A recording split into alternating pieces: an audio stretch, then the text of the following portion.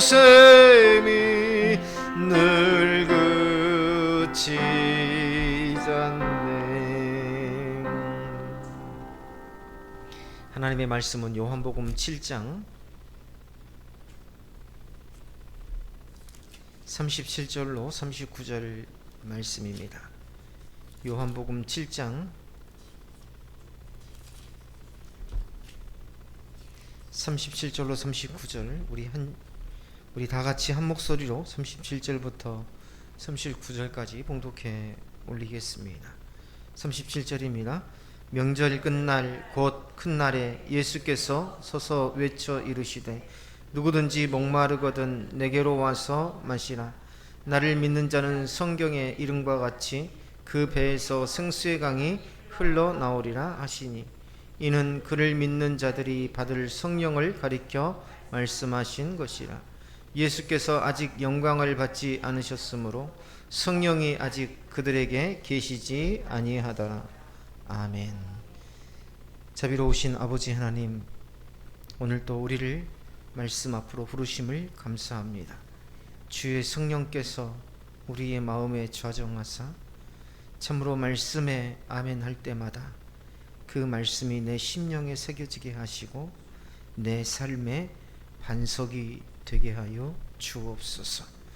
참으로 우리의 모든 근심과 걱정을 오늘 주님 앞에 내려놓고 온전히 말씀에 집중하는 하루가 되기를 원합니다.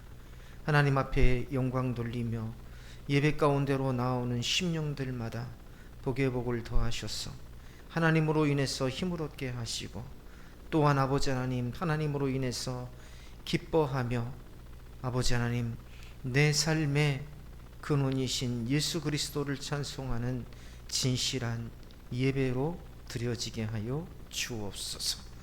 오늘도 아버지 하나님 부를 자를 다 불러 모으사 아버지 하나님 참 예배자로 세워지게 하여 주옵시고 우리가 아버지 하나님 참으로 주를 기대하며 주의 말씀을 깨닫고 주님 믿음으로 받을 때마다 우리의 삶이 견고케 되어 하나님의 약속이 우리 삶을 통해서 어김없이 이루어지는 그 확신 가운데로 나아가게 하여 주옵소서. 그 확신이 우리의 능력이 되고 우리의 기쁨이 되고 우리가 어떤 어려움을 만나든지 헤쳐나갈 수 있는 힘이 될 줄로 믿습니다. 오늘도 아버지 하나님 우리의 심령을 활짝 여셔서 아버지 하나님 말씀을 받게 하옵시고 전하는 자와 듣는 자가 함께 은혜 받는 복된 시간 되게 하여 주옵소서. 예수님의 이름으로 기도드리옵나이다. 아멘.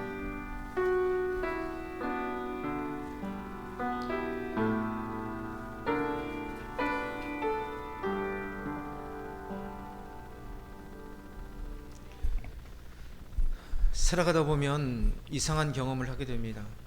분명히 필요한 것은 다 가지고 있는데 마음이 허전할 때가 있어요. 해야 할 일을 하고 있고 먹고 사는 문제도 어느 정도 해결되었고 겉으로 보기에는 큰 어려움이 없어 보이는데 설명할 수 없는 그런 허전함, 그런 공허감이 찾아들 때가 있습니다. 반대로 환경은 힘들고 문제도 많은데 이상할 정도로 평안한 사람이 있습니다. 사람들이 너는 왜 그렇게 무사태평하냐 라고 말할 정도로 그 차이는 환경에 있지 않습니다. 마음속 깊이 흘러나오는 생명에 있죠. 사람은 육신만으로 살아가는 존재가 아닙니다. 육체가 물을 필요로 하듯 영혼도 반드시 마셔야 할 것이 있다. 그런데 많은 경우 우리는 목마른데도 그것을 알지 못한 채 살아가죠. 사막에서 가장 위험한 사람은 물이 없는 사람이 아니라 자신이 목마를 줄 모르며 물을 준비하지 않는 사람이라고 합니다. 영적인 삶도 마찬가지죠. 하나님 없이 살아가면서도 불편함을 느끼지 못하고요. 기도하지 않으면서도 괜찮다고 생각하며 말씀 없이 살아가면서도 만족한다면 이미 영혼은 메말라가고 있는 것입니다. 하나님께서는 우리를 살리시기 위해서 먼저 목마르게 하십니다. 하나님은 목마른 사람을 외면하지 않으십니다. 오히려 목마른 사람을 부르시죠. 오늘 본문은요, 초막절 마지막에 일어난 사건입니다. 초막절은 광야에서 하나님께서 베푸신 은혜를 기억하는 절기였습니다. 특별히 제사장들은 실로암 못에서 물을 길러와 성전에서 붓는 의식을 행했습니다. 그것은 광야에서 반석을 통해 물을 공급하셨던 하나님의 은혜를 기념하는 것이었고, 장차 하나님께서 보내실 구원의 은혜를 기대하는 그런 상징적인 행위였습니다. 제가 묵도하면서 읽어드린 성경 본문이 있죠. 여호와께서 거하시는 온 시온산과 모든 지폐 위에 낮이면 구름과 연기, 밤이면 화염의 빛을 만드시고. 왜 그렇습니까? 너무 춥습니다. 기온이 급격하게 떨어져요. 그래서 화염의 빛을 만드셔서 온 백성이 그 추위에 떨지 않도록 하나님께서 지켜주셨다. 그리고 그 모든 영광 위에 덮개를 두셨다. 그리고 또 초막이 있어 낮에는 더위를 피하고 그늘을 지으며 또 풍우를 피하여 숨는 곳이 되리라. 하나님께서 친히 초막을 허락하여 주셔서 그곳에서 하나님의 보호하심과 그 인도하심을 받게 하셨더라. 자, 이게 바로 무엇입니까? 하나님이 광야와 같은 곳에서 자기 백성을 지키시고 인도하셨다 하는 것이 바로 이 초막절이 의미하는 것입니다. 그래서 바로 절기의 마지막 날 많은 사람들이 모인 그 자리에서 예수님께서 큰 소리로 외치시죠. 누구든지 목마르거든 내게로 와서 마시라. 사실 이사야서 4장 5절부터 6절에 있는 말씀과 오늘 요한복음 7장에 있는 이 예수님의 말씀, 누구든지 목마르거든 내게로 와서 마시라 하는 이 말씀은 같은 말씀이라고 할 수 있습니다. 낮에는 구름 기둥으로 햇빛을 가려주시고, 밤에는 화염의 불빛으로, 화염의 빛으로 이스라엘 백성들이 춥지 않게 하시고, 지키시고 인도하시고 보호하시는 하나님, 그리고 예수님께서는 누구든지 목마르거든 내게로 와서 마시라 하시며 오직 주님 안에서만이 참 평안과 구원을 얻을 수 있다는 것을 말씀하고 계시죠. 그런데 이상한 말씀입니다. 예수님께서 먼저 믿으라고 말씀하지 않으시고 먼저 목마른 사람을 찾으십니다. 왜냐하면 자신이 목마르다는 사실을 아는 사람만이 물을 찾기 때문입니다. 나는 반드시 물이 필요로 하다라는 것을 아는 사람만이 물을 준비할 수 있기 때문입니다. 자신의 부족함을 아는 사람만이 은혜를 구하는 것이죠. 자신의 죄를 깨달은 사람만이 구원을 찾기 때문입니다. 우리는 항상 본능적으로 내 자신의 부족함을 감추려고 합니다. 괜찮은 척하고 강한 척하고 문제 없는 척하며 살아갑니다. 신앙생활도 마찬가지죠. 믿음이 좋은 척하고 아무 문제 없는 척할 때가 있습니다. 간혹 그런 말을 들어요. 목사님도 그런 말씀하세요? 나의 약함을 인정할 때, 나도 때로는 찬양하기가 힘들고 나도 때로는 기도가 잘 안 된다라고 말할 때 어떤 사람은 목사님도 그런 말씀하세요? 라고 말합니다. 사람들은요, 신앙생활이라는 것이 늘 사람들 앞에서 강하게 보여야 되고 특히 목회자는 더욱더 그래야 한다라고 생각합니다. 이게 우리의 생각이에요. 그런데 하나님께서는요, 은혜를 부으시는 사람은 자신의 갈증을 인정하는 사람입니다. 사도 바울과 같이 우리는 하나님 앞에서 내 자신의 약함을 인정할 줄 알아야 돼요. 나는 부족한 자입니다. 나는 연약한 자입니다. 그리고 나의 약함을, 나의 부족함을 사람들 앞에서 부끄러워하지 않아야 합니다. 시편 기자가 뭐라고 했습니까? 사슴이 시냇물을 찾기에 갈급함 같이 내 영혼이 주를 찾기에 갈급하나이다. 이 본질은 뭐예요? 나는 항상 주를 필요로 한다는 겁니다. 나는 주 없이는 살 수 없다는 것입니다. 나는 그만큼 연약한 존재라는 것입니다. 하나님께서는 목마른 영혼을 결코 외면하지 않으신다는 거죠. 예수님께서는 누구든지라고 말씀하십니다. 자, 모든 사람들을 향한 초청이죠. 누구든지 출신과 환경과 배경을 묻지 않으십니다. 세상은요, 사람을 구분하지만 하나님은 누구든지 목마른 사람을 찾으십니다. 그런데 성경은 동시에 아무도 자신의 힘으로 예수님께 나아올 수 없다라고 말씀하고 있습니다. 요한복음 6장 65절에 예수님께서는 뭐라고 하시냐면, 내 아버지께서 오게 하여 주지 아니하시면 누구든지 내게 올 수 없다라고 말씀하셨습니다. 다시 말하면 하나님의 은혜가 아니면, 하나님의 인도하심이 아니면 누구든지 주님께 나올 수 없다는 것이죠. 문은 활짝 열려 있으되 하나님의 은혜와 하나님의 인도하심이 아니면 들어갈 수 없더라. 결국 예수님께 나오는 것조차 하나님의 은혜라는 것입니다. 내가 하나님을 찾는 것이 아니라 하나님께서 먼저 내 마음을 움직이셨고 내 영혼을 목마르게 하셨고 그리스도께 나아오도록 이끌어 주신 것입니다. 그래서 진정한 신앙은 자기 자랑이 될 수 없습니다. 믿음이 좋은 것도 자랑할 수 없고, 교회를 오래 다닌 것도 자랑할 수 없고, 모든 것이 하나님의 은혜입니다.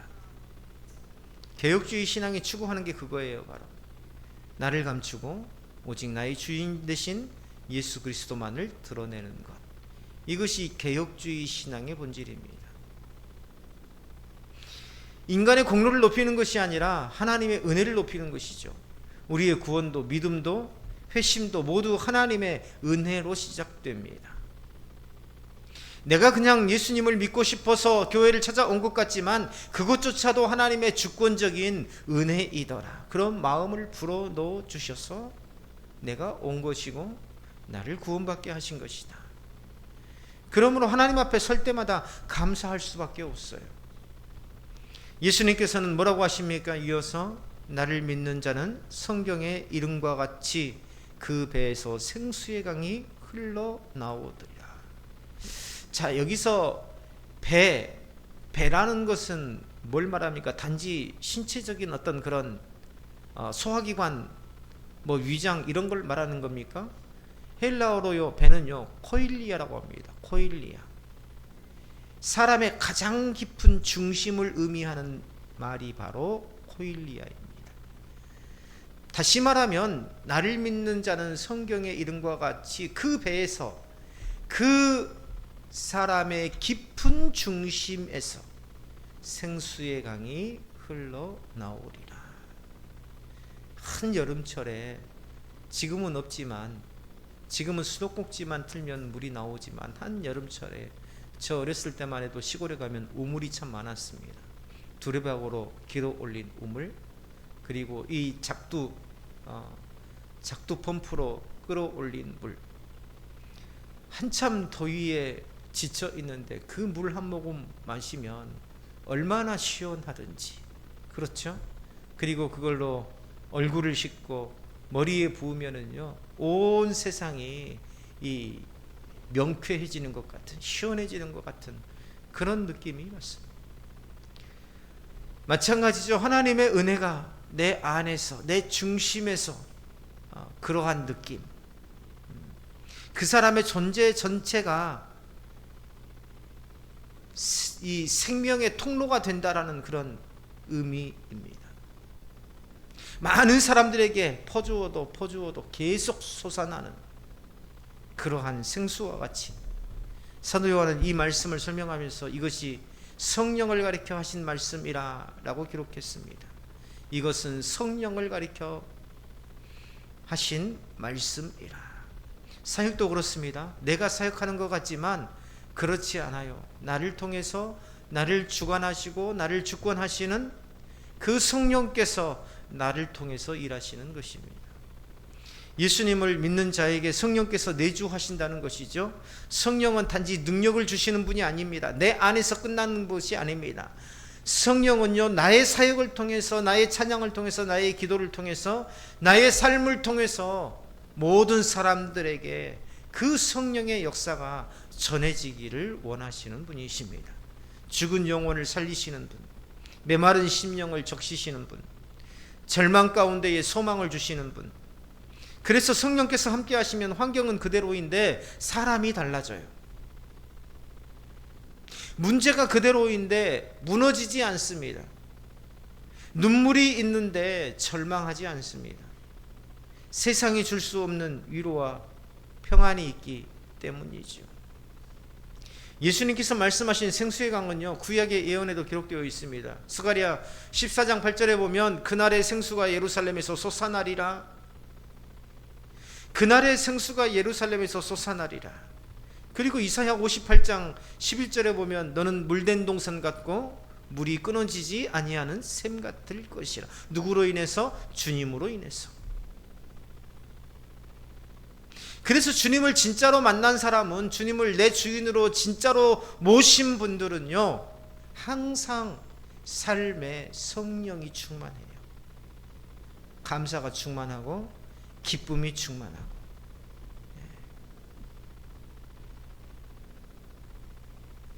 하나님께서는 예수 그리스도를 통해서 이 약속을 이루셨습니다. 믿는 사람 안에 성령께서 거하시고 생명의 역사를 이루시도록. 자, 흥미로운 것은 예수님께서 물을 마시게만 하시겠다고 말씀하지 않으셨다는 점입니다. 생수의 강이 흘러나오게 하시겠다라고 말씀하셨습니다. 강은요, 멈추지 않습니다. 흘러갑니다. 고인물은 썩지만 흐르는 물은 생명을 살립니다. 성령께서 내 안에 계신다는 것은 결국 다른 사람을 살리는 통로가 된다는 것이죠.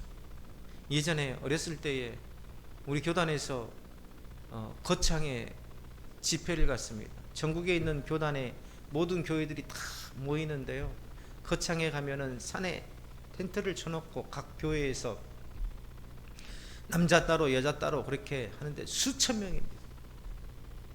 씻을 데가 없잖아요, 산이니까. 그렇죠? 거기에 뭐 수도 시설 없습니다. 그냥 산 위에다가 그냥 임시 천막 쳐서 산을 그냥 겨우 깎아서 목사님이 설교하는 담만 만들어 놓고 거기에서 목사님이 설교하고 그 맨바닥에 앉아서 가마니를 깔아놔요.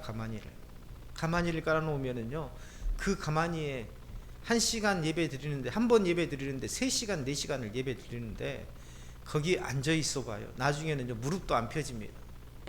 그래서 어떤 분들은 이제 그 등받이가 있는 의자를 가져와서 앉기도 하고, 어떤 분들은 방석 두꺼운 것을 가져와서 앉기도 하고. 그러는데 산에서 산 밑에서 산 중턱까지, 저 산 밑에, 늦게 온 교회들은요, 산 밑에다가 텐트를 쳐야 됩니다. 텐트를 칠 데가 없으니까. 이 산 밑에 텐트를 친 교회들은 예배 시간만 해도 한참 올라가요. 한 30분 이상을 산으로 올라가야 됩니다. 그 방석을 가지고 다니는 것도 참 힘들어요. 그런데 재미있는 것은요, 거기는 수도시설이 없습니다. 씻는 것도 없어요. 그래서 산 밑에 개울가에서 씻어야 되는데 그 개울이 계속 흘러요. 산에서 내려와서 계속 밑으로 이 거창 시내 쪽으로 흘러 들어갑니다. 근데 이것을 어떻게 씻느냐, 위쪽은 칸막이를 해놓고 남자들이 씻습니다. 아래쪽은 칸막이를 해놓고 여자들이 씻습니다. 지금 생각해보면 참 비위생적인 거죠. 그렇지 않습니까? 예. 위쪽은 남자들이 씻어요. 한두 명이 씻는 게 아니에요. 수백 명이 들어가가지고 거기서 목욕도 하고 양치도 하고. 근데 그 물이 쭉 내려가다가 그 밑에서 또 여자분들이 거기서 그 물을 가지고 또 머리도 감고 얼굴도 씻고 목욕도 하고 그렇게 합니다. 지금 생각해보면 아마 많은 이의를 제기할 것 같아요. 요즘처럼 이 위생 문제에 민감하던 때 서로가 위에 쓰겠다고. 그런데요, 그 집회 기간이 4박 5일인데요 그 4박 5일 동안 왜 남자들은 위에 쓰고 여자들은 아래쪽에 쓰게 하느냐, 뭐 멀리 떨어져 있지도 않아요. 그냥 칸막이로 한 50m 정도밖에 떨어져 있지 않습니다. 그렇게 이의를 제기한 사람이 한 명도 없었어요. 사람들이 다 뭐라고 하냐면요, 물이 흐르면서 깨끗해진다는 겁니다. 물이 흐르면서.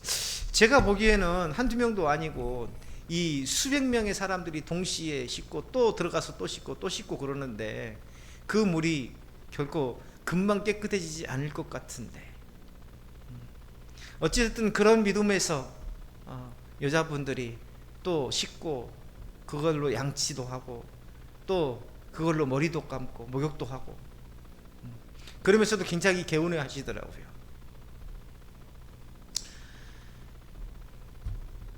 이처럼 강은 계속 흘러가기 때문에요, 사정작용이 있습니다.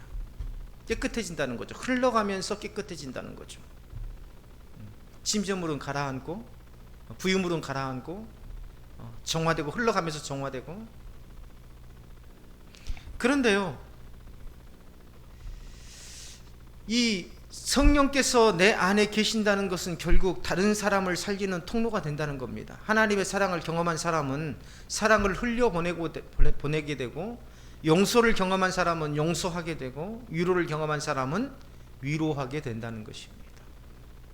가난해 본 사람이 가난한 사람을 위로할 수 있고요, 아파 본 사람이 아픈 사람을 위로할 수 있고. 목사님 중에서도 그런 분들 참 많습니다. 예전에 범죄자였던 사람들, 예전에 마약했던 사람들, 그래서 마약을 끊고 목회자가 된 사람들, 예전에 조직폭력이었던 사람들, 거기에서 탈퇴해서 이제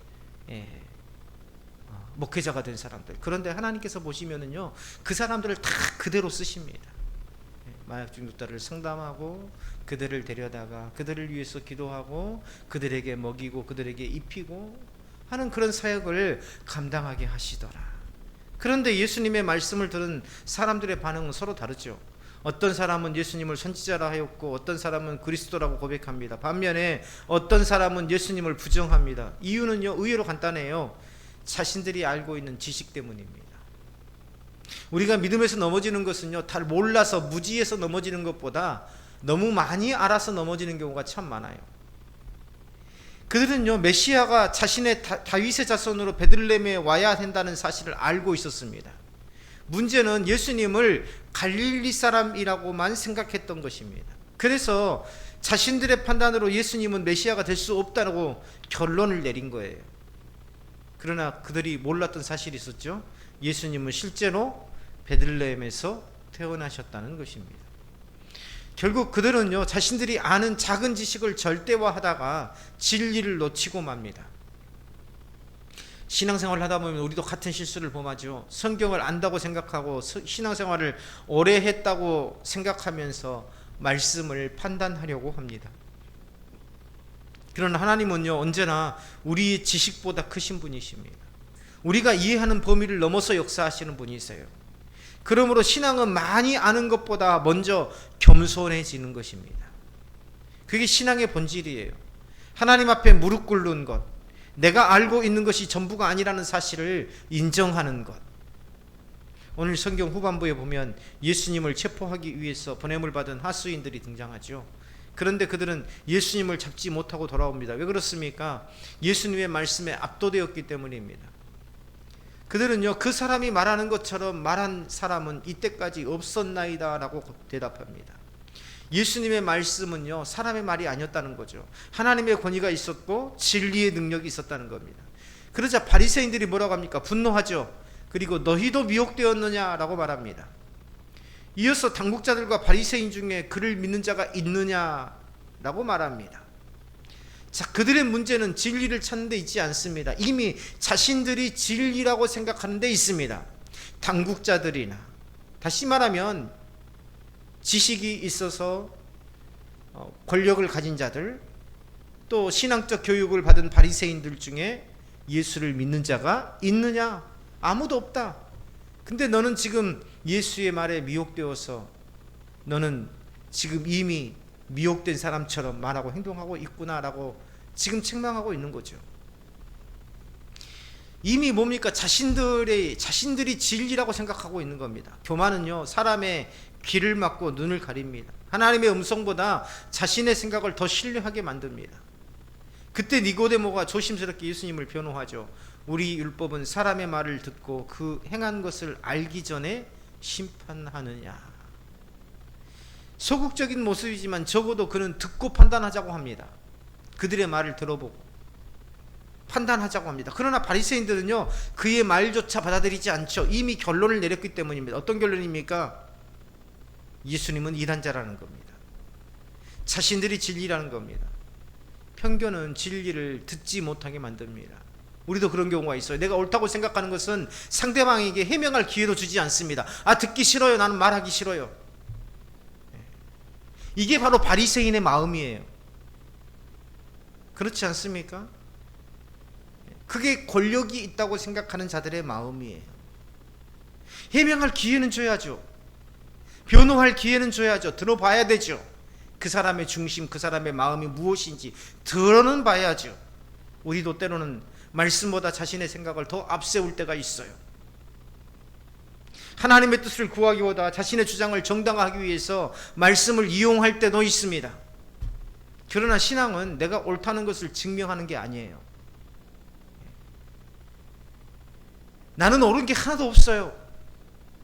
옳은 것 같지만 사실은 진리 되신 하나님 앞에 나는 옳은 것이 없는 사람입니다. 나는 부족한 사람이에요.